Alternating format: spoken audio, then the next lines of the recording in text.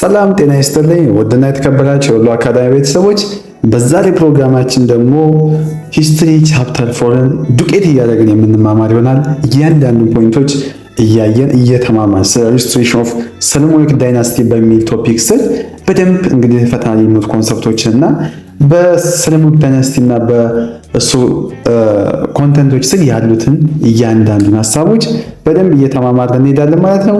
አብራችሁን ቆዩ። እስካሁን ቻናላችንን ሰብስክራይብ ያላደረጋችሁ ሰብስክራይብ በማድረግ ሀሳብ አስተያየታችሁን በኮሜንት ሴክሽን ላይ ያስቀምጡልን። እንዲሁም ይህ ቪዲዮ ለብዙዎች እንዲደርስ ቪዲዮን ላይክ እና ሼር በማድረግ አበረታቱ። እንግዲህ ይህን ቻፕተር ከጨረሳችሁ በኋላ ማወቅ የሚገባችሁ መሰረታዊ ጉዳዮች እዚህ ጋር ተጠቅሰዋል። የመጀመሪያው ኤክስፕሌን ዘ ኮንሰፕትስ ኦፍ ዘ ሪስቶሬሽን ኦፍ ዘ ሶሎሞኒክ ዳይናስቲ። እንግዲህ ሰለሞናዊ ተብሎ ስለሚጠራው ዳይናስቲ ወይም ስለሱ ስለ ዳይናስቲው ሪስቶሬሽን የሚለውን ጽንሰ ሀሳብ በደንብ ተረዳላችሁ። ምን አካቷል፣ ምንድን ነበር የሚለውን ማወቅ ይጠበቅባቸዋል ከዚህ ክላስ በኋላ። ሌላ ደግሞ ኤክስፕሌን ዘ ሰክሴሽን ፕሮብሌምስ and what the roles of ambiguation in the Christian kingdom። እንግዲህ በክርስቲያን መንግስት ውስጥ የነበረው የስልጣን ሽኩቻና የዙፋን ውስጥ ችግሮች ምን እንደነበሩ ተረዳላቸው ነው። ሌላው ደግሞ scrutinize the dynamics of territorial expansions of the Christian kingdom። የክርስቲያን መንግስት እንግዲህ የግዛት መስፋፋት ሂደትን በጥልቀት ትመረምራላቸው ነው። ሌላው ደግሞ elaborate on the relation between trade and expansions of Islam in the region። ሌላው ደግሞ በወቅቱ በነበረው ቀጠና የንግድ እንቅስቃሴ እና የእስልምና ሃይማኖት መስፋፋት መካከል የነበረውን ጥብቅ ትስስር እንግዲህ በዝርዝር እናያለን። ሌላው ደግሞ identify the characteristics of interstate relation during the period under discussions። በምንወያይበት እንግዲህ የታሪክ ዘመን በነበሩበት መንግስታት መካከል የነበረውን ግንኙነት ምን ይመስል እንደነበር ትለያላችሁ ነው። ሌላው ደግሞ identify the factor interaction of the people of the region in the world። በዚህ ዘመን የቀጠናው ህዝቦች እርስ በርስ እንዲገናኙና እንዲቀራረቡ ያደረጓቸውን ዋና ዋና ምክንያቶች ትለያላችሁ ነው። ሌላው ደግሞ ዲስከስ the rivalry between the Christian kingdom and Muslim sultanates። በዚህ ጊዜ በክርስቲያን መንግስትና በሙስሊም ሱልጣኔቶች መካከል የነበረውን ከፍተኛ ፍክክርና ግጭት ትወያዩበታላችሁ ነው። ጀስት ምን ተፈጠረ የሚለው ታሪክ እንድታውቁ። point out the nature of Ethiopia's relation with the outside world during the period። በዚህ ታሪክ ወቅት እንግዲህ ኢትዮጵያ ከሌሎች ዓለም አቀፍ ክፍሎች ጋር የነበራትን ግንኙነት ምን አይነት መልክ እንደነበረ ትጠቁማላችሁ ነው። ፖይንት አውት ታደርጋላችሁ። እንግዲህ በዚህ ቶፒክ ቻፕተር 4 ድቅቅ እያደረግን የምንማማር ይሆናል። ቻናሉን ሰብስክራይብ ያላደረጋችሁ ሰብስክራይብ አድርጉ። ለፍሬሽማን ጓደኞቻችሁ ሼር ብታደርጉላቸው ደስ ይላል። ቪዲዮን ላይክ አድርጉ። ከዛ ደግሞ ኮሜንት ላይ ደግሞ መልካም ምኞታችሁን እየጻፋችሁ ብታበረታቱን በጣም ደስ ይላል። ኮሜንት አድርጉልን። እንቀጥል። እዚህም በተጨማሪ ሁሉንም ኮርሶች በደንብ በጥራት ተብራርተው በተሰሩ ቪዲዮዎች አማርኛና እንግሊዘኛ ኖት፣ ኩዊዝ፣ የተለያዩ የሁሉም ዩኒቨርሲቲ ሚድና ፋይናል ፈተናዎች ከነመልሶቻቸው፣ የሲኒየር ተማሪዎች ምክር፣ ሜንቶርሺፕ፣ እነኚህን ከላይ የተዘረዘሩትን ሁሉንም በአንድ ፓኬጅ በቴሌግራም ቻናላችን @ሁሉ አካዳሚ ላይ በፕራይቬት ክላስ ተዘጋጅቶ ይጠብቁታል። ከእርሶ የሚጠበቀው አንዴ ብቻ ተመዝግበው ሙሉ ሴሚስተሩን መማር ብቻ ነው። እንግዲህ ከመጀመሪያው ስንጀምር ቅድም እንደነገርኳችሁ the restoration of Solomonic dynasty በሚል ቶፒክ እንጀምራለን። the rulers of Solomonic dynasty claimed were descendants of last kings of what? አክሱም።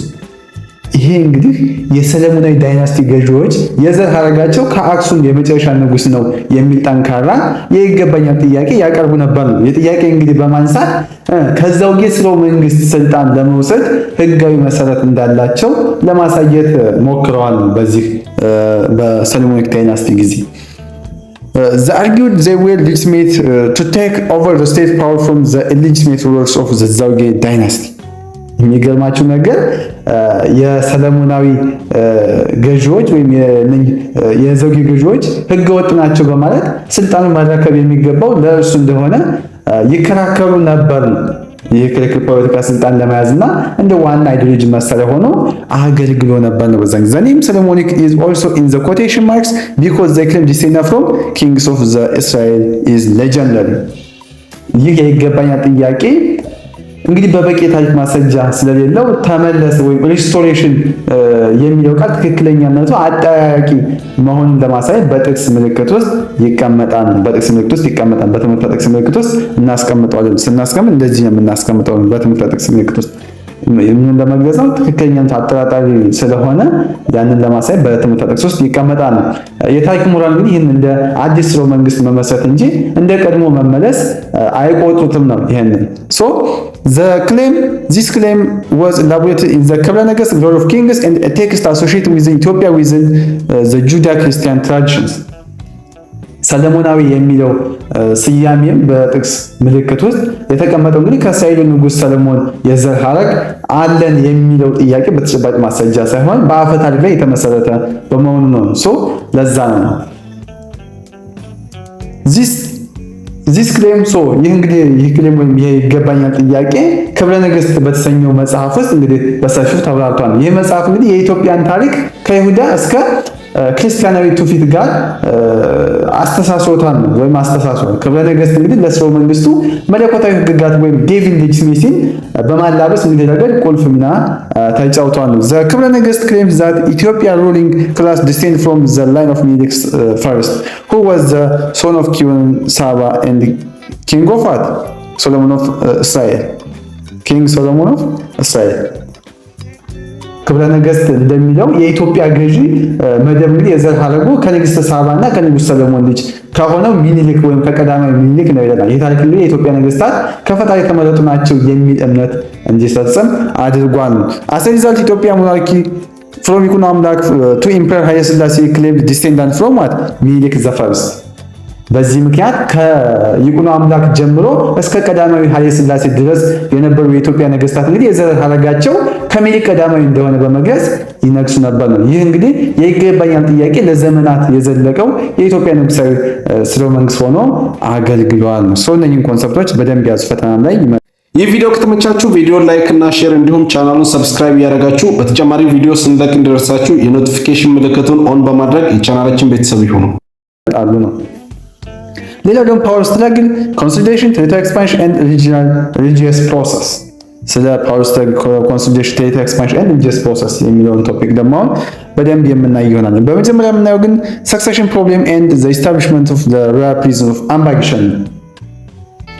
Following the end of Yikuno Amlak's reign in 1285, a period of political instability began due to constant power struggles among his sons and grand for successions.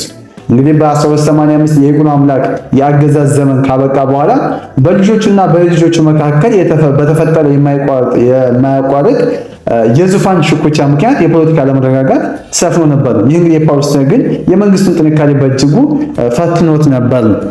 The letter from the Yigba Zion in 1885 up to 94 to the Sultanate of Egypt and the Patriarch Alexander in 1290 mentioned the struggles. ይህ እንግዲህ ይግባ ጽዮን በ1290 እንግዲህ ለግብጽ ሱልጣንና ለአሌክሳንደር ፓትርያርክ በላከው ደብዳቤ ላይ ይህን የእርስ በርስ ግጭት እንግዲህ ገልጾ ነበር። ይህ ችግር እንግዲህ በወቅቱ ምን ያህል አሳሳቢ ደረጃ ላይ እንደደረሰን የሚያመለክት ነው። The power struggle intensified during the reigns of ይግባ ጽዮን's 5 sons who reigned from 1294 to 1299። ይሄ የስልጣን ሽኩቻ ከ1294 እስከ 1299 በነገሱት የአፄ ይግባ ጽዮን 5 ልጆች ዘመን ይበልጥ ተባብሶ ነበር። ይህ እንግዲህ ለአጭር ጊዜ የሚቆይ ነገስታት እንዲፈራረቁ በማድረግ የመንግስቱን አለመረጋጋት ወይም መረጋጋት ላይ ጎልቶታል፣ ክፉኛ አስተዋጽኦ አድርሷል። The succession problem was partially resolved around 1300 during the reigns of ወንድም ረሃድ or 1219 up to 1340። ይህ የዙፋን ውርስ ችግር እንግዲህ በወንድም ረሃድ ዘመነ መንግስት ከ1300 አካባቢ በከፊል መፍትሄ አግኝቷል ነው። መፍትሄውም እንግዲህ ቀጣይ የስልጣን ሽኩቻዎች ለመከላከል ያለመ ስልታዊ እርምጃም እንደነበር ይገለጻል ነው። This was achieved by establishing the royal prison at Amba Gishan in present day South Wolo። አያችሁ ይሄ መፍትሄ የተገኘው በዛሬው ደቡብ ወሎ አካባቢ በሚገኘው አምባ ጊሸን ላይ ንጉሳዊ እስር ቤት በማቋቋም ነበር። ይህ እስር ቤት እንግዲህ የዙፋን ተፎካካሪዎች በአንድ ቦታ በመቆጣጠር ግጭትን ለመቀነስ ታስቦ የተቋቋመ ነበር ነው። According to the rule, all males of the royal family were confirmed at Amba and then the king will be selected. በዚህ ሕግ መሰረት ሁሉም የንጉስ ቤተሰቦች ወንድ አባላት እንግዲህ በዚህ ተራራ ላይ እንዲታሰሩ ይደረግ ነበር። ይህም እንግዲህ ማንኛውም ልዑል በንጉስ ላይ እንዳያመጽና ስልጣን ለመያዝ እንዳይሞክር ያደርገዋል ነው። So royal soldiers guarded the royal prisons.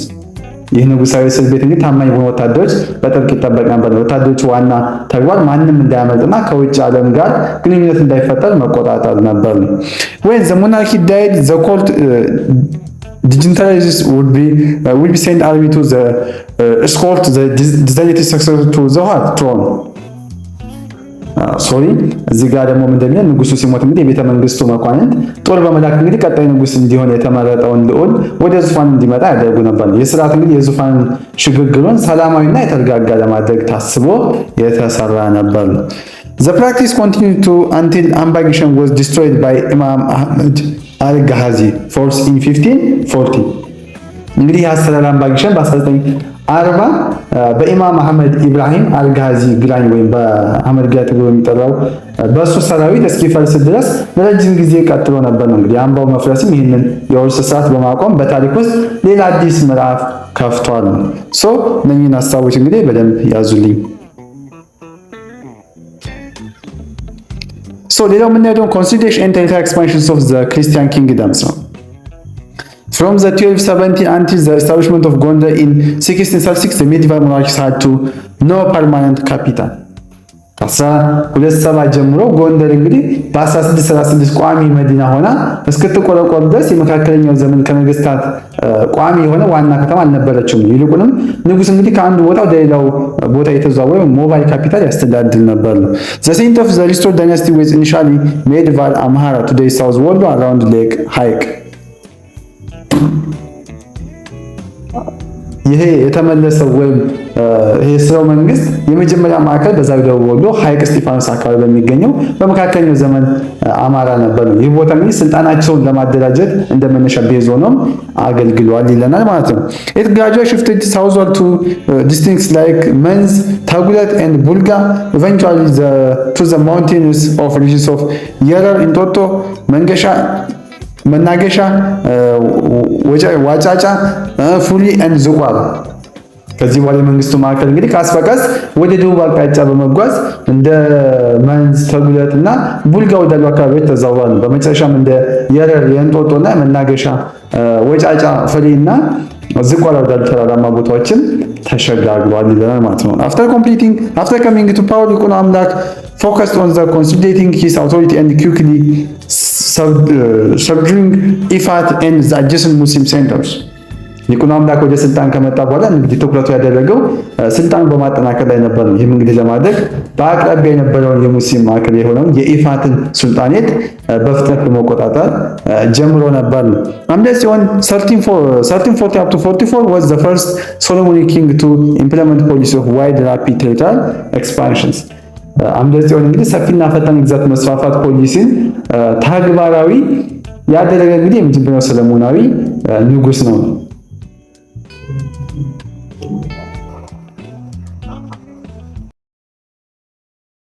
ከዚህም በተጨማሪ ሁሉንም ኮርሶች በደንብ በጥራት ተብራርተው በተሰሩ ቪዲዮዎች አማርኛና እንግሊዘኛ ኖት፣ ኩዊዝ፣ የተለያዩ የሁሉም ዩኒቨርሲቲ ሚድና ፋይናል ፈተናዎች ከነመልሶቻቸው፣ የሲኒየር ተማሪዎች ምክር፣ ሜንቶርሺፕ እነኚህን ከላይ የተዘረዘሩትን ሁሉንም በአንድ ፓኬጅ በቴሌግራም ቻናላችን @ሁሉ አካዳሚ ላይ በፕራይቬት ክላስ ተዘጋጅቶ ይጠብቆታል።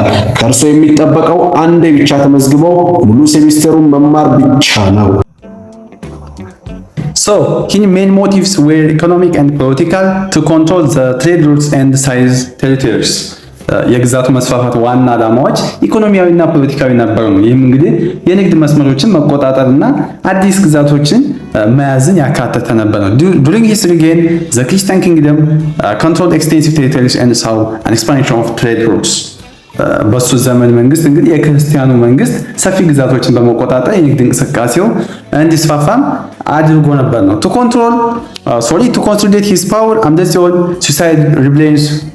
subdued rebellions and expanded his territory into several regions.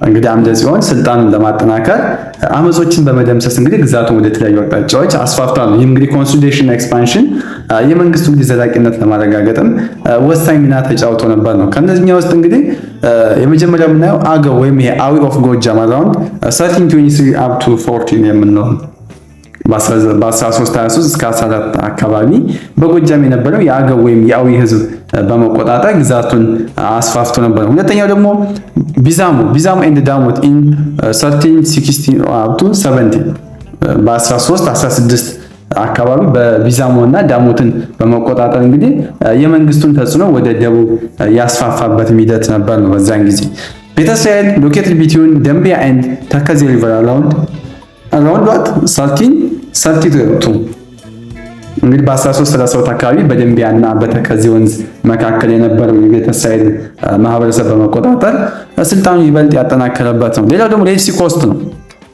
ቀይ ባህር ዳርቻን በመቆጣጠር እንግዲህ የመንግስቱ የንግድ መስመር ከውጭ ጋር ግንኙነት እንዲኖረው ያደረገበት ሁኔታ ነበር ነው። to secure control over the northern provinces አምደ ጽዮን gave እንደርታ in northeastern ትግራይ to his wife ብሌን ሳባ። አምደ ጽዮን እንግዲህ የሰሜን ግዛቶችን ሙሉ በሙሉ ለመቆጣጠር እንዲቻል በሰሜን ምስራቅ ትግራይ የምትገኘውን አንደርታን ለባለቤቱ ለንግስት ብሌን ሳባ በአደራ ሰጥቷታል። ይህም እርምጃ እንግዲህ በቤተሰብ ትስስር አማካኝነት ታማኝነትን ለማረጋገጥ ያለመ ነበር ነው። he faced stiff resistance from Ifat and Shoa who may have cooperated ከይፋትና ከሸዋ ከፍተኛ የሆነ ተቃውሞ ገጥሞት ነበር ነው። እነዚህ ኃይሎች እንግዲህ በአንደርታ ከነበሩ አመጽያን ጋር ተባብረው ሊሆን እንደሚችልም ይጽፋል ነው ታሪኮች። የሚያሳየው የግዛት መስፋፋት ቀላል እንዳልነበርና በርካታ ተግዳሮቶች እንደነበሩት ያሳየናል።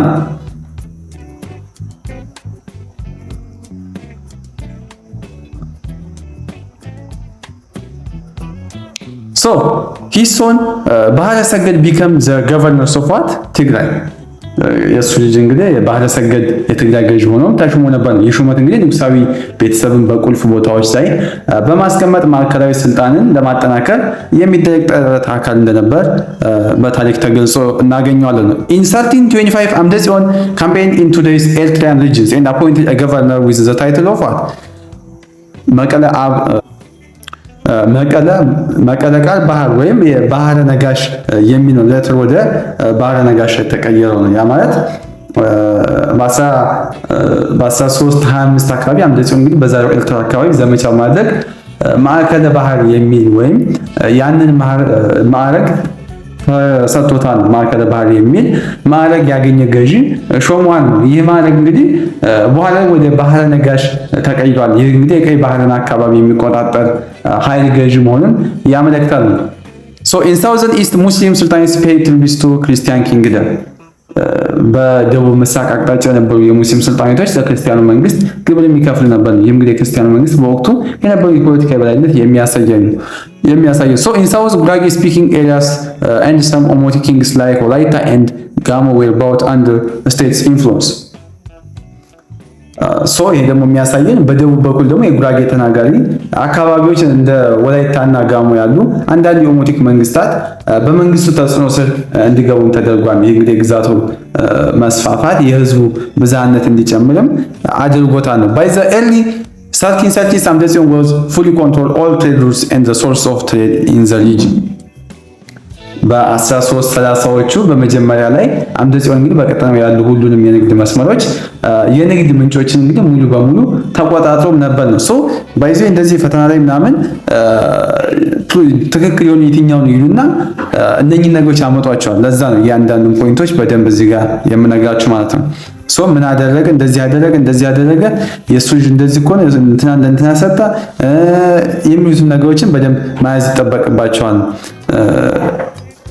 ሶ ከዛ አንፃር ነው እያንዳንዶቹን ይሄ ማዕከለ ባህር የሚለው በኋላ ደግሞ ወደ ባህረ ነጋሽ የተቀየረው የስልጣን ማዕረጉ የማዕረግ ስሙ እነኚህ ነገሮች በደንብ ያመጧቸዋል። ፖይንት ስለሆኑ የማይተው ስለሆኑ ከሞጁሉ በደንብ ፊልተር ተደርገው ስለወጡ በደንብ ለመያዝ ሞክሩ። ሌላው ደግሞ the consolidation and expansion continued under what his successors ይህ ደግሞ የማጠናከርና የማስፋፋት ሂደት እንግዲህ በእርሱ ተተኪ ነገስታትም ቀጥሎ ነበር ነው። ጀስት ሌሎች ነገስታትም ሲመጡ የሱን እንትን ሲያራምዱ ነበር ነው። ሲያደርጋቸው የነበራቸው ነገሮች ሲያራምዱ ነበር ነው።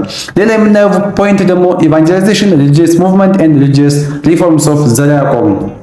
የመጀመሪያው እንግዲህ የምናየው ኢቫንጀላይዜሽንስ የሚል ነው። ስለ ኢቫንጀላይዜሽን የምንማማር ይሆናል ነው። ክርስቲያኒቲ had long history of expansion which churches and believers existed in various parts of the whole long before the kingdom's expansion። እንግዲህ ክርስትና ከመንግስቱ መስፋፋት ከረጅም ጊዜ በኋላ ጀምሮ በአፍሪካ ቀንድ የተለያዩ ክፍሎች እንግዲህ በዛ ውስጥ በአብያተ ክርስቲያንና አማኞች የነበሩ ሲሆን ረጅም የስርጭት ታሪክም ነበረው ነው። ይህ የሚያሳየው የኢቫንጀላይዜሽን አዲስ ክስተት ሳይሆን የቀጠለ ሂደት መሆኑን ነው። መጀመሪያ የነበረው እንደቀጠለ የሚያሳይ early Christians in Shua played important role in spreading the religions። እንግዲህ በሸዋ የነበሩ የጥንት ክርስቲያኖችም ሃይማኖቱን በማስፋፋት ረገድ ትልቅ ሚና ተጫውተዋል። ኢዮአስ opened new learning opportunities which helped evangelize new incorporate areas። እንግዲህ ይሄ የሚያሳየን በአቡነ ኢየሱስ ሞዐ አዲስ የትምህርት እድሎች በመከፈት እንግዲህ አዲስ የተካለሉ አካባቢዎች በክርስትና እንዲሰበኩ አግዘዋል ነው። የትምህርት እንግዲህ ማዕከል ወይም የኢቫንጀላይዜሽን ስራን እንግዲህ ለማቀላጠፍ እንደ መሳሪያ ሆኖም አገልግሏል ነው። The territorial expansion of Amደ ጽዮንስ provided additional momentum forward the spirit of Christianity። በአምደ ጽዮን የተካሄደው የግዛት መስፋፋት እንግዲህ ለክርስትና መስፋፋት ተጨማሪ መነቃቃትን ፈጥሮ ነበር ነው። በዛን ጊዜ አቡነ ተክለ ሃይማኖት was the key figure in the reviving Christianity in Shua and evangelizing southern areas like the medieval ዳሞት። እንግዲህ አቡነ ተክለ ሃይማኖት ደግሞ በሸዋ ክርስትናን በማነቃቃትና እንደ መካከለኛው ዘመን ዳሞት ያሉ የደቡብ አካባቢዎች በወንጌል በማስተማር በዛ ረገድ እንግዲህ ቁልፍ ሚናም ነበራቸው ነው። he baptized and converted ሞታላሚ to Christianity። እንግዲህ የዳሞት ገዢ የነበረው ሞታላሚን እንግዲህ በማጥመቅ ወደ ክርስትናም እንዲገባ አድርገውት ነበር ነው። the clergy under Bishop ያዕቆብ spread Christianity to areas like ኪልአት፣ ጽላለሽ፣ መራቤቴ፣ ፊተገር፣ ደሞት፣ ወጂ and ኢናሪያ። እዚህ ጋር እንግዲህ እነኚህ በጳጳሱ በአቡነ ያዕቆብ ስር የነበሩ ቀሳውስት እንግዲህ ክርስትና እንደ ወይም ጥላልሽ፣ መራቤቴ፣ ፊታጋር፣ ዳሞት፣ ዋጅ እና ኢናሪያ ያሉ አካባቢዎች እንግዲህ ተስፋፍቶ ነበር ነው በዚያ ጊዜ። የሚያሳየው የኢቫንጀላይዜሽን ስራው እንግዲህ የተቀናጀ እና ሰፊ እንደነበር ያሳየናል ነው። ሌላ ሁለተኛው የምናየው ፖይንት ደግሞ ዋናው ፈተና ላይ ብዙ ጊዜ የሚመጣው ሪሊጂየስ ሙቭመንት ነው። ብዙ ጊዜ ደረቅ ላይም እንድትጽፉ ተጠየቃላችሁ ነው። ስለዚህ ስለነ የዋስታቶስ ሙቭመንት ስፔሲፊክ አድርገው እሱ ጋር ያወጣሉ። ስለ ደቂቅ እስጢፋኖስ ብዙ አሉ። በዛ ውስጥ እያንዳንዶችን ለማየት እንሞክራለን ማለት ነው። Monasticism became a dominant practice in Ethiopian Orthodox Church in the mid-13th century, leading to the significant religious movements። እንግዲህ በ13ኛው መቶ ክፍለ ዘመን አጋማሽ ላይ በኢትዮጵያ ኦርቶዶክስ ተዋሕዶ ቤተክርስቲያን ውስጥ ምንኩስና እንግዲህ ዋና ተግባር በመሆኑ ትልልቅ የሃይማኖት ንቅናቄዎችን አነሳስቷል። እነዚህ ንቅናቄዎች እንግዲህ ቤተክርስቲያኒቱ አስተምሮና አሰራር ላይ ከፍተኛ ውይይትና ክርክርም የፈጠረ ነበር ነው። The Ewastatos movement was named after its founder Ewastatos። እንግዲህ የኤዋስታቶስ ንቅናቄ ስያሜውን ያገኘው ከመሳቹ ከአቡነ ኤዋስታቶስ በመነሳት ነው። እንግዲህ የእሳቸው አስተምሮ እንግዲህ በወቅቱ ከነበረው የቤተክርስቲያን ልማድ የተለየ በመሆኑ ብዙ ተከታዮችም ተቃዋሚዎችም ያፈራ ነበር ነው። He established his own monastic community in Sale or present day of Ertra around 1337 ምንድነው የሚለን በ1337 አካባቢ በዛሬው ኤርትራ በምትገኘው ጸላይ ውስጥ እንግዲህ የራሱን የገዳም ማህበረሰብ መስርቷል። የገዳም እንግዲህ የእነሱን አስተምሮ የሚከተል መነኮሳት ማዕከል ሆኖ አገልግሏል። Key teaching strict observance of the Sabbath። የእነሱ ወይም የሱ ቁልፍ አስተምሮ የሰንበት ቀን ወይም ቅዳሜን በጥብቅ ማክበር ነበር። ይህ አስተምሮ እንግዲህ ከሌሎች ቤተክርስቲያኖች ወይም የቤተክርስቲያኖች መሪዎች ጋር ከፍተኛ ውዝግብ ውስጥ እንዲገቡ አድርጎ ነበር ነው። After Ewastatos left, the movement weakened but renewed when his followers like Bakimos, Mercurius and ገብረ ኢያሱ returned from Armenia። አያቸው ኤዋስታቶስ እንግዲህ ከሄደ በኋላ ንቅናቄው ተዳክሞ ነበር። ነገር ግን እንደ ባኪሞስ፣ መርቆሪዎስ እና ገብረ ኢየሱስ ያሉ ተከታዮች ከአርሜኒያ ሲመለሱ እንደገና አንሰራርቷል። የእነሱ መመለስ እንግዲህ ለሙቭመንቱ አዲስ ህይወት የፈጠረ ነበር ነው። ባይዘው እነኚህ ትንሽ ለመሸምደል ይከብድ ይችላል። የሆነ የቦታ ስሞች ጥያቄ ሲወጣ እንዴት ነው ስፔሲፊክ ተደርጎ ዋና ኮል ፖይንት ነው የሚወጣው። ጀስት ሁሉንም ፖይንት የምናካላችሁ ሞጁል ላይ ስላለ ምናልባት ከመጣም እንዳትሸወዱ በሚል ነው። ግን ኬ ፖይንቶች ብዬ የምነግራችሁ እነሱ ላይ ፎከስ ታደርጋላችሁ ነው። ዘ ሙቭመንት ስፒድ ቱ ኤሪያስ ላይክ ኢን ፍራንስ ኖርዘርን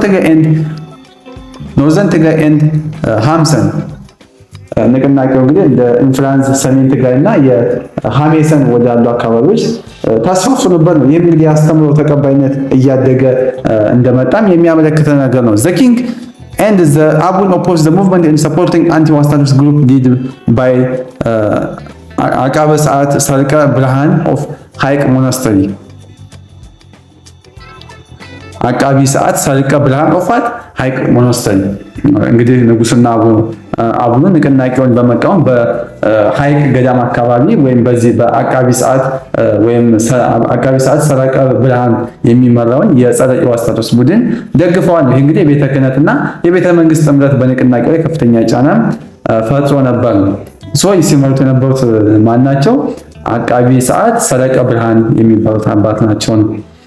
many ኢዋስታቶስ feeling division in the monarchy imposed some Iwastatos and the clergy expelled them from church services.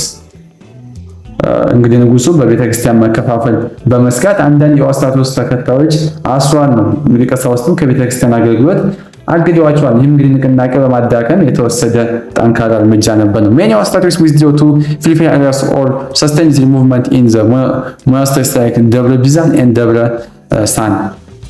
እንግዲህ ብዙ የኢዋስታቶስ ተከታዮች እንግዲህ ወደ ዳርቻ አካባቢ በማፈግፈግ ወይም እንደ ደብረ ቢዘን እና ደብረ ሳን ባሉ ገዳማት ውስጥ ንቅናቄያቸውን አስከትለዋል። ይህም እንግዲህ ተቃውሞ በጣም እየበዛ መምጣቱ የሚያሳየን ነው። ሌላው ደግሞ በዚህ ጊዜ የተከሰቱ ክስተቶች መካከል የምናየው ሁለተኛው ቢላይ ደቂቀ እስጢፋኖስ ወይም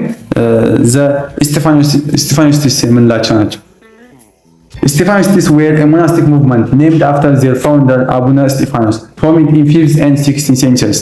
እስጢፋኖሳውያን እንግዲህ በ15ኛው እና በ16ኛው መቶ ክፍለ ዘመን ጎልቶ የመጣ የመነኮሳት ንቅናቄ ሲሆን ስያሜውን ያገኘው ከመሳቹ ከአባ እስጢፋኖስ ነበር። ይህ ሙቭመንት እንግዲህ ከቤተ መንግስት ጋር በነበረው ግጭት በደንብ የሚታወቅ ነው። አባ እስጢፋኖስ born in Agami established the Rigi monastic organization that emphasized እንግዲህ በትግራይ አጋሚ የተወለዱት አባ እስጢፋኖስ እንግዲህ ጥብቅ የሆነ ገዳም አደረጃጀት መስርተው ነበር። እንግዲህ በሚከተሉት መርሆች ላይ ያተኮሩ ነበር። የመጀመሪያው ፖቨርቲ ነው፣ ድህነትን መቀበልና ከሀብት መራቅን እንደ ዋና መርህ ይከተሉት ነበር የሚል ነው። ሁለተኛው ደግሞ አብሶሉት ሰልፍ ሰብሲስታንስ ነው። እንግዲህ በራሳቸው ጉልበት ብቻ መኖር እንዳለባቸውና ከማንም እርዳታ መቀበል እንደሌለባቸው ያምኑ ነበር ነው። ሌላው ደግሞ ኢኳሊቲ ነው። ኢኳሊቲ የምንለው በመካከላቸው ፍጹም እኩልነት እንዲኖር እና ደግሞ ማንም ከማንም እንደማይበልጥ ያስተምሩ ነበር ነው። ሌላው የሚያስተምሩት ምንድነው? ኢንዲፔንደንስ ፍሮም ሴኩላር አውቶሪቲስ ነው። ከዓለማዊ ገዢዎች ከፖለቲካዊ ስልጣን ሙሉ በሙሉ ነፃ መሆን እንዳለባቸውም ያምኑ ነበር ነው። So his adventurers tried to distract him and the movement gained followers. ተቃዋሚዎቹ ስሙን ለማጥፋት ቢሞክሩም እንግዲህ ንቅናቄው ብዙ ተከታዮች አፍርቷል። ይህም እንግዲህ የአስተምሮ ማራኪነት በወቅቱ የነበረው ማህበራዊ ሁኔታን ያንጸባርቃል። Initially he convinced the emperor አፄ ተክለ ማርያም in 1430 that was not a threat። በኋላ ግን ወይም በመጀመሪያ ላይ አፄ ተክለ ማርያም እንግዲህ ስጋት እንዳልሆነ በማሳመን ንጉሱን እንግዲህ ማረጋጋት ችለው ነበር። ይህም እንግዲህ በወቅቱ ንቅናቄው በሰላም እንዲቀጥልም አስችሎታል ነው። በኋላ ግን ምን ተፈጠረ? የአፄ ዘርዓ ያዕቆብን የሃይማኖት ተነሳሽነት ወይም የነሱን ባለመቀበል በመንፈሳዊ ጉዳዮች ላይ የንጉስን የበላይነት ባለመቀበልና የቤተ መንግስት የፍርድ ሂደት ላይ ለመሳተፍ ፈቃደኛ ባለመሆኑ ከንጉሱ ጋር ተጋጭተዋል። ይህ ግጭት እንግዲህ የሙቭመንቱን ዕጣ ፈንታ ወስኗል ነው። ዘርዓ ያዕቆብ took harsh measures against the ኢዋስታቶስ Stephanostists allegedly for what?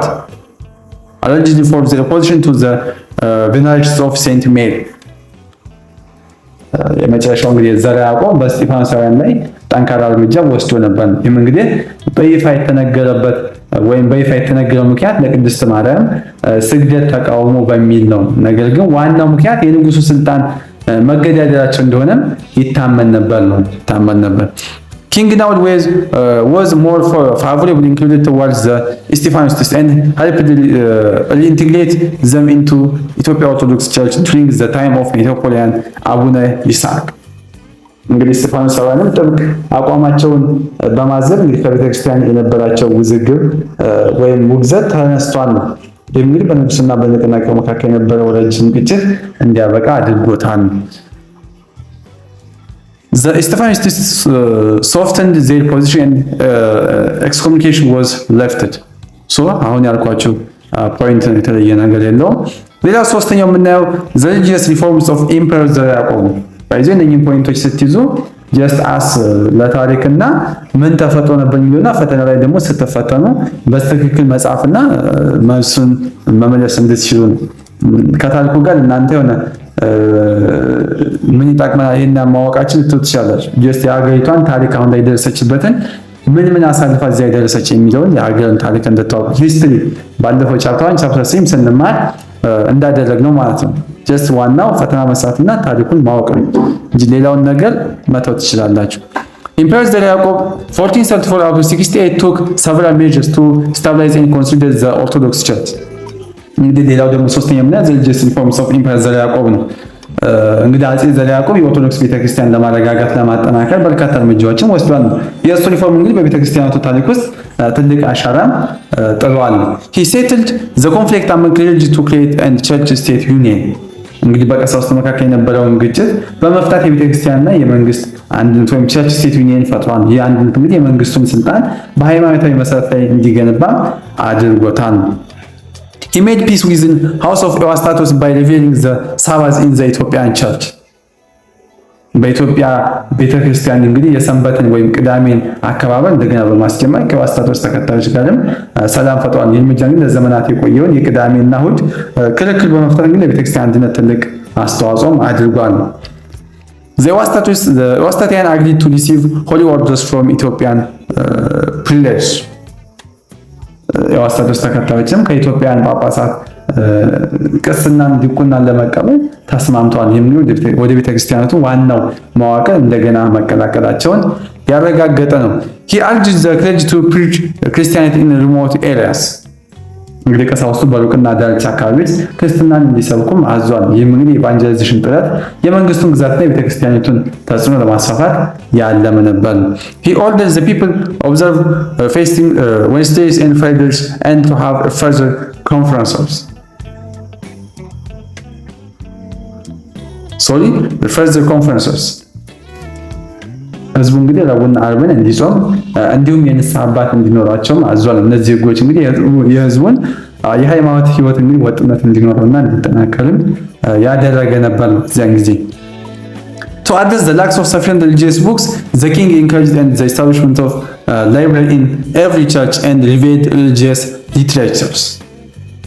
እንግዲህ በቂ ሃይማኖት መጽሐፍት እጥረት ለመቅረፍ እንግዲህ ንጉሱ በእያንዳንዱ ቤተክርስቲያን ቤተ መጽሐፍት እንዲቋቋምና የሃይማኖት ስነ ጽሑፍ እንዲንሰራራም የራሳቸውን አስተዋጽኦ አበርክተዋል። He personally wrote books like መጽሐፈ ብርሃን፣ መጽሐፈ መላድ፣ መጽሐፈ ስላሴ and መጽሐፈ አቀበ ምስጢር።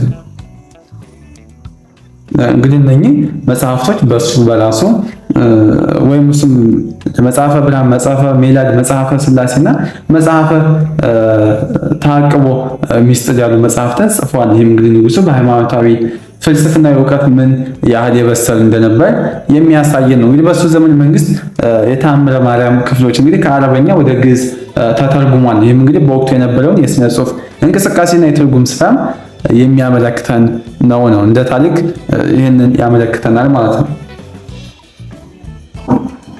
The political and socio-economic dynamics in Muslim sultanates ደግሞ አሁን የምናየው በሙስሊም ሱልጣኔቶች መካከል የነበረው የሶሻል እና የፖለቲካዊ ሂደት በዛ ጊዜ ምን ይመስል ነበር የሚለውን በደንብ የምናየው ይሆናል ማለት ነው። The number of strong Muslim sultanates emerged from the 4th century onwards largely due to the influence of trade. እንግዲህ በ19ኛው መቶ ክፍለ ዘመን ጀምሮ እንግዲህ በዋናነት በንግድ ተጽዕኖ ምክንያት በርካታ ጠንካራ ሙስሊም ሱልጣኔቶች ተመስርተዋል። ንግድ እንግዲህ ለእነዚህ ሱልጣኔቶች የህልውና መሰረት የጥንካሬያቸው ምንጭ ነበር። So the trade was the major source of livelihood and the catalyst for the formation of the states and primary source of conflict within the Christian kingdom. ንግድ እንግዲህ ዋነኛ የኑሮ ምንጭ የነዚህ መንግስት መመሰረትም አነሳሽ ወይም ካታሊስት እንዲሁም ከክርስቲያኑ መንግስት ጋር ለሚፈጠረው ግጭት ዋነኛ ምንጭ ነበር ነው። የንግዱ እንግዲህ መስመሮች የመቆጣጠር ፍላጎት እንግዲህ በሁለቱ ኃይሎች መካከል የማያቋርጥ ፍክክርን ፈጥሯል ነው። The Sultanate of Adal emerged as one of the strongest Muslim states and the center of resistance against the Christian kingdom.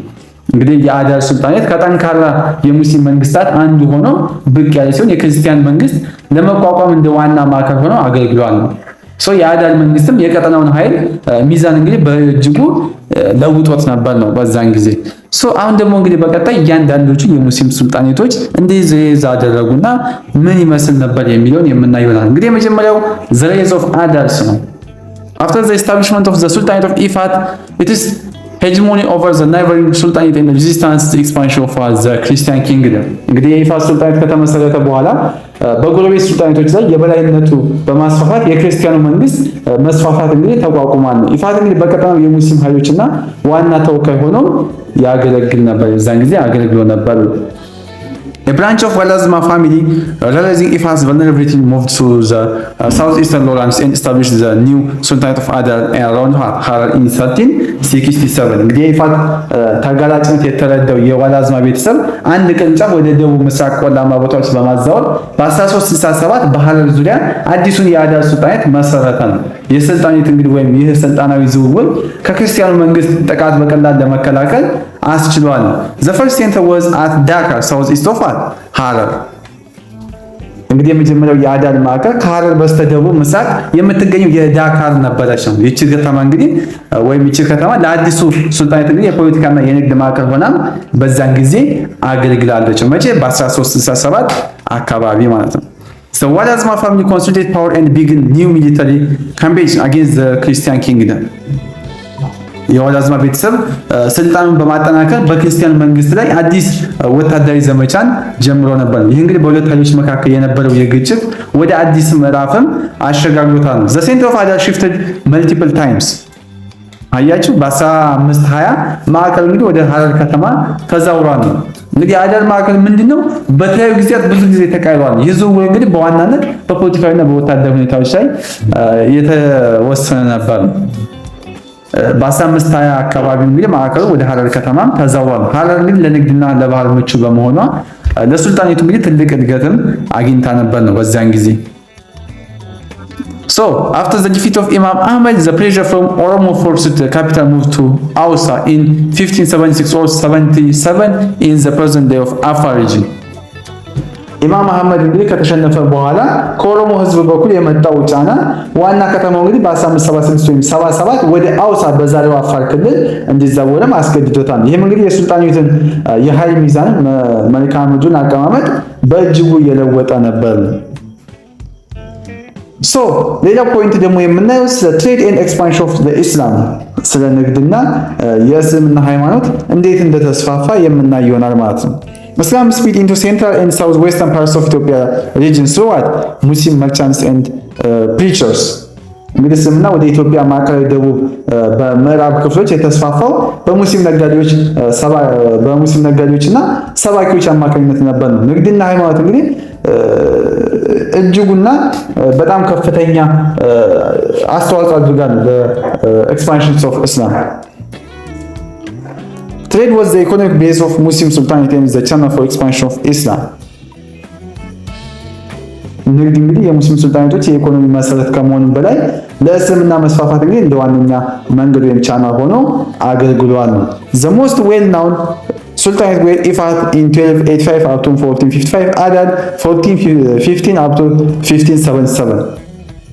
እንግዲህ በጣም የታወቁ ሱልጣኔቶች ኢፋት እና አዳል ነበሩ። እነዚህ ሁለት ሱልጣኔቶች እንግዲህ በቀጠናው የፖለቲካና የኢኮኖሚ ታሪክ ውስጥ ትልቅ ሚና የተጫወቱ ናቸው ነው። The main trade outlet shifted to Zayla, while other cities like Mogadishu, Brava and Marka survived their hinterlands. ዋናው የንግድ መውጫ እንግዲህ ወደ ዘይላ የተዛወረ ሲሆን እንደ ሞቃዲሾ፣ ባራዋና ሜርኮ ያሉ የቆላ ከተማዎች እንግዲህ ደግሞ የራሳቸውን የውስጥ አካባቢዎች አገልግሎት ይሰጡ ነበር ነው። ዘይላ እንግዲህ የቀጠናው ትልቁ የንግድ ማዕከል ሆና ነበር ነው። በዚህ ጊዜ መቼ በ1285 እስከ 1415 ወይም ከ1415 እስከ 77 አካባቢ በዘይላ በኩል ነበር ነው ከሌላው ከውጭ አካሎች ጋር የሚገናኙት ነው። ትሬድ አውትሌት ሆና አገልግላ ነበር ነው።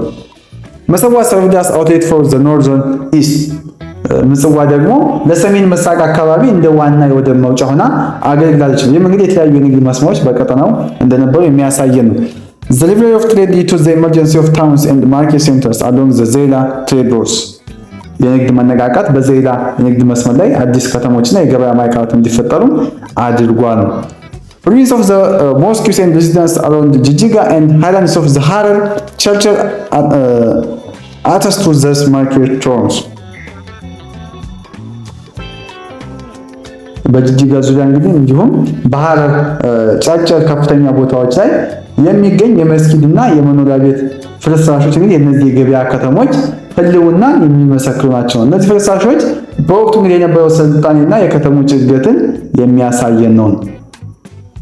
ኬ ማርኬት ሴንተርስ ኢንክሉድ እንግዲህ በቀጣይ የምናየው ደግሞ ኬ ማርኬት ሴንተሮችን ምን ይመስላሉ የሚለውን የምናየው ይሆናል ማለት ነው። መጀመሪያው ወዝ ገበያ ኢን ዌስተርን ሸዋ ነው። እንግዲህ ዋናው የገበያ ማዕከላት በምዕራብ ሸዋ ውስጥ የነበረው ወዝ ገበያ ነበር ነው። ሱቅ ወይዘሮ ደግሞ ኢን ኦልድ ዳሞት በምዕራብ ሸዋ ውስጥ የነበረው የወዝ ገበያ ሲሆን በድሮ ዳሞት የነበረው ደግሞ የሱቅ ወይዘሮ የተሰኘው ነው። ጋንዳባል ኦን ዘ ኢፋት ኦፍ አውሳ ሩት ኤንድ ኢንሃቢትድ ባይ ቦዝ ሙስሊም ኤንድ ክርስቲያን መርቻንትስ። ይሄ ደግሞ በኢፋት አውሳ መስመር ላይ የነበረው እና በሙስሊም በክርስቲያን ነጋዴዎች ይኖሩበት የነበረው እንግዲህ ጋንዳባሉ የተባለው ነው። አዘር ሜጀር ማርኬት ታውንስ ኢንክሉድ ዋሰል ኒር ቱዴይስ ወርሃይሉ ኤንድ ቆርቆራ ወይም ቆርታ ኤንድ ማንዳ ላይ የምንላት ደግሞ ማለትም እስካሁን ካየናቸው ሌሎች ዋና ዋና ገበያ ከተሞች እንደ ዋሰል ወይም ከዛሬዋ ወርሃይሉ አጠገብና ቆርቆራ ወይም ቆረጣና መንደ ላይ ይገኙበታል። እነዚህ ከተሞች እንግዲህ የውስጥ ለውጥን ወይም ንግድን በማቀላጠፍ ትልቅ አስተዋጽኦ ነበራቸው ነው። ዳብራዋ ኦር ሳይት ኦፍ ዘ ባህረ ነጋሽ ኤንድ አስማራ ዌር ኢምፖርታንት ኢንተርፖርትስ ፎር ካራቫንስ ኢን ዘ ሂንተርላንድስ ኦፍ ምጽዋ። እንግዲህ ድባባ ወይም የባህረ ነጋሽ መቀመጫና አስመራ ከምጽዋ በስተጀርባ ላለው የንግድ መስመር ለነጋዴዎች እንደ ዋና መተላለፊያና ማከማቻ ወይም ኢንተርፖርትስ ሆኖ አገልግሎ ነበር ነው ወይም ያገለግል ነበር ነው በዛን ጊዜ። ይህም እንግዲህ የንግድ መረቡ ምን ያህል ተደራሽ እንደነበር የሚያሳየን ነው። እንግዲህ ሪቨር ቢትዊን ክርስቲያን ኪንግደም ኤንድ ዘ ሙስሊም ሱልጣኔትስ የሚለውን ቶፒክ በቀጣይ ፓርት የምናየው ይሆናል። እንግዲህ እስካሁን ቻናላችንን ሰብስክራይብ ያደረጋችሁ ሰብስክራይብ አድርጉ። ኮሜንት ላይ ደግሞ ሀሳብ አስተያየታችሁን ብታበረታቱን ብትጽፉልን በጣም ደስ ይላል። ቪዲዮ ላይክ ያደረጋችሁ ላይክ አድርጉ። ለፍሬሽማን ጓደኞቻችሁን በተጨማሪ ሼር በማድረግ ውድ ቤተሰቦቻችን ሁሉ እንግዲህ በቀጣይ ቪዲዮ እስክንገናኝ ድረስ ቸር ሰንብቱ። አስደሳች ዜና! ካሁን በኋላ ለሚድና ፋይናል ፈተና መጨናነቅ ቀረ። ካሁን በኋላ ይሄ ኮርስ ከበሬ ማለትም የለም። ብሉ አካዳሚ በሳይንሳዊና በተቀላጠፈ መንገድ ትምህርት ወደ ላቀ ደረጃ የሚያደርስና ጊዜዎትን የሚቆጥብ ልዩ የትምህርት ፓኬጅ አዘጋጅቶሎት ሁሉም ኮርሶች በደንብ በጥራት ተብራርተው በተሰሩ ቪዲዮዎች አማርኛና እንግሊዝኛ ኖት፣ ኩዊዝ፣ የተለያዩ የሁሉም ዩኒቨርሲቲ ሚድና ፋይናል ፈተናዎች ከነመልሶቻቸው፣ የሲኒየር ተማሪዎች ምክር፣ ሜንቶርሺፕ፣ እነኚህን ከላይ የተዘረዘሩትን ሁሉንም በአንድ ፓኬጅ በቴሌግራም ቻናላችን @ሁሉ አካዳሚ ላይ በፕራይቬት ክላስ ተዘጋጅቶ ይጠብቁታል። ከእርሶ የሚጠበቀው አንዴ ብቻ ተመዝግበው ሙሉ ሴሚስተሩን መማር ብቻ ነው። ሁሉ አካዳሚን ብቸኛ የሁል ጊዜ ምርጫው ስላደረጉ እናመሰግናለን።